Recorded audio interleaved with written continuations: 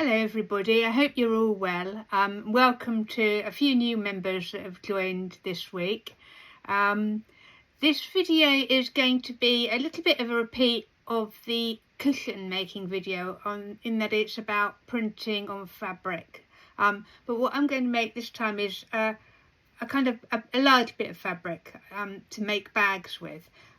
So if you're not interested in printed on fabric, then I'd give this one a miss. But I thought it was worth just showing how I made larger pieces of fabric, not just cushions.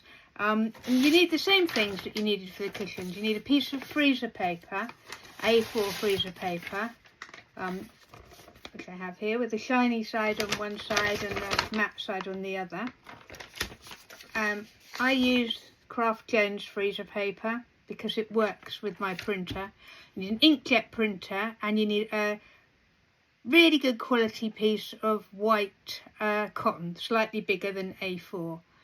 And basically you iron your fabric onto the shiny side of your freezer paper and then trim around it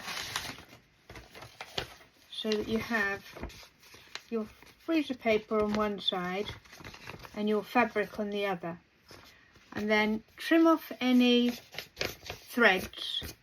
And I will make my disclaimer here, it's not ever broken my printer, but I can't guarantee it won't break yours.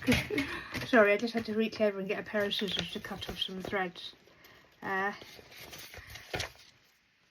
we go. Oh, I forgot to mention, what you can do is you can use something called Bubble Jet.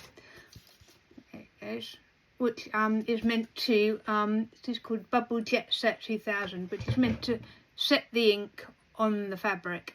I have been using it for a while and I don't think it's made that much difference, and it's quite expensive.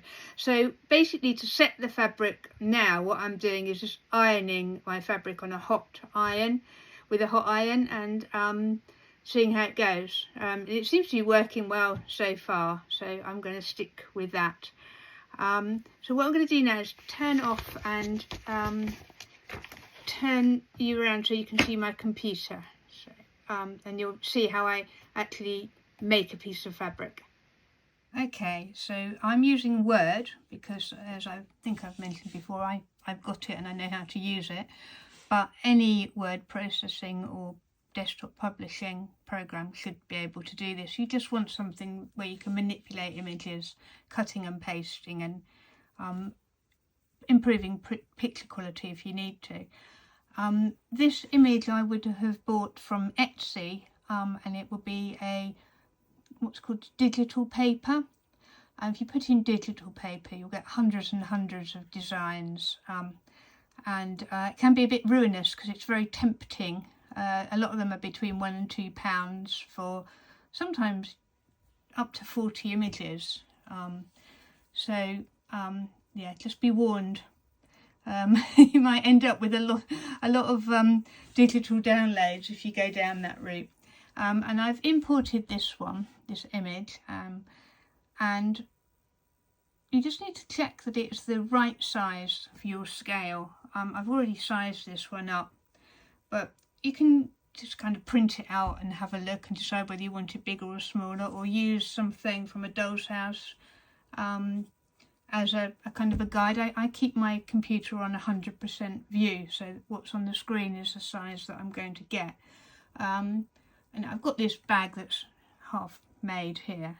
I'm going to use this fabric to make bags, so I just hold it up and just decide whether I want it bigger or smaller. And then you can improve the picture by going into picture format and corrections, and I tend to go down to this one here for the brightness, and then I go up and I'll make it sharper, and the colour I tend to just up the colour a little bit. I don't actually like that one though. I liked it duller, I think. So I'm going to take it back down again. I quite like that duller blue. Here's one of those little bags that I made earlier. if you can see that. The light's a bit weird, isn't it, on the computer screen, but I'll show you in a bit.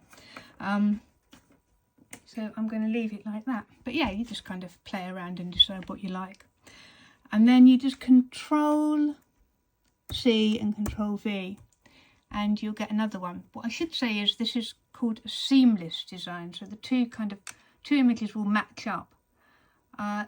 Some images aren't seamless, but they kind of repeat, and it's fine. And then what I've got is a little bit of a gap at the end there, so I haven't got enough room to put another whole big one of those on. So what I need to do, I'm going to make one more, so I'm going to Control and V. Oh, I have. it has filled that up. If it doesn't, what you can do is you can highlight, make another one, which will go down to the next page, highlight it, use picture format, and then crop, and then just bring it in like that, so that you've used up as much of your fabric as you can.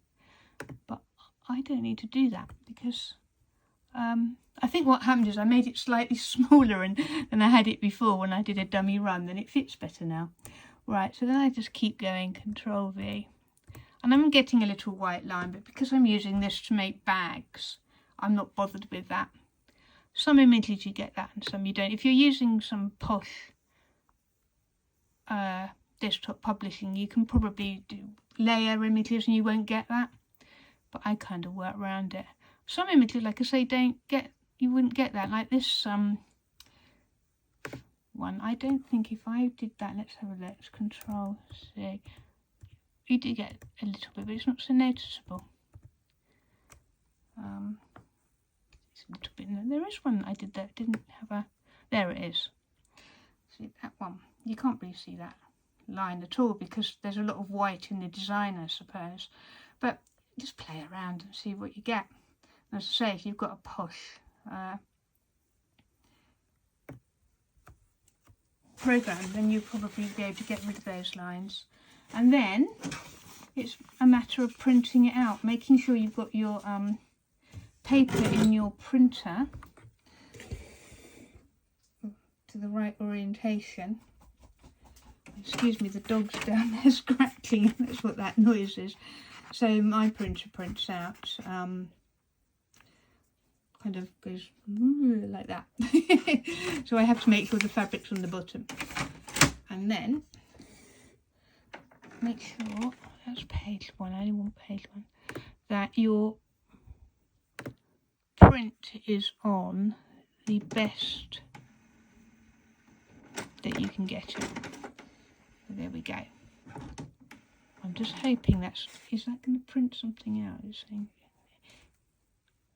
and then, okay, right, so okay, and then print and pray, and hopefully something's coming out.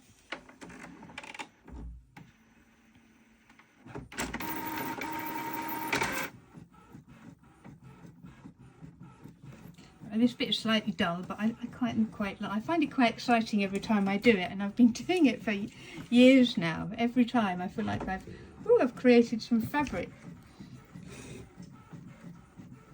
And what I've got here is another piece of, it's not what I wanted, is it? How funny. I know what I've done. I've printed the whole document rather than the cows. And only this one's come out. Let's see what it is anyway. I think this was something I made for a lady called Tanya, but I thought she would like it. Yeah, it is. Tanya, if you're watching, I made this for you. Tanya is a dance teacher, and she's really into her ballet. So I thought I'd try and make her a bag with ballet people on it. So that's what's happened there. But what I can do is I can actually feed that back through with a few more images kind of at the bottom of it, so I haven't wasted that paper. But there you go, one of those Tommy Cooper moments in Emma's videos. I shall stop this now and print out the right piece of paper, and we'll go from there. Okay, so I've now printed out the right piece of fabric. Here we are. We have our Highland Coos, as we say in Scotland. I'm English, but I live in Scotland, so I'm picking up the lingo. And then you just peel off your freezer paper. And I keep these and I use them because you can use the shiny bit to glue on. Things don't stick to that. It's really useful. And then what you'll need to do is iron it, as I said, to set it on a hot iron. And you've basically made fabric that possibly no one else in the world has got. I just think it's really cool. Thanks for watching, and I shall see you next time. Bye.